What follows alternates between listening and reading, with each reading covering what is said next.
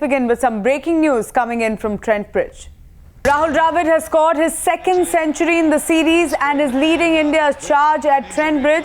Dravid has now scored 34 Test centuries and has equalled the score and the record set by Sunil Gavaskar. Boria Majumdar joining me from Trent Bridge. Boria, it seems that England has run into the wall all over again. Absolutely. I think you summed it up beautifully there. What an innings this has been. It's class, it's determination, it's grit of the highest caliber. Just understand this. This pitch is not easy. The ball will do a lot all through the day. There is swing, there is bounce, there is a lot of help for the bowlers. But to stand tall, especially after lunch when those quick wickets were lost, India lost VVS Lakshman before lunch, and then after lunch, Sachin Tendulkar and Suresh Raina. To be able to anchor the innings from there, give India the lead, and now setting the platform like the way he's doing, he's actually sort of setting it up for India beautifully. Another 100 runs from here on, and India will fancy their chances of levelling the series. If Lords was in a lost cause, Trent Bridge might well be in a winning cause.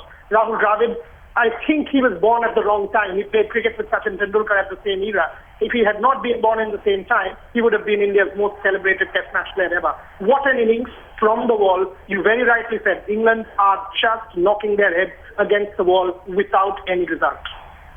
Boria Majumdar there. Thanks so much for joining us. England running into the wall. Rahul Dravid's 34th century and coming at such a crucial time.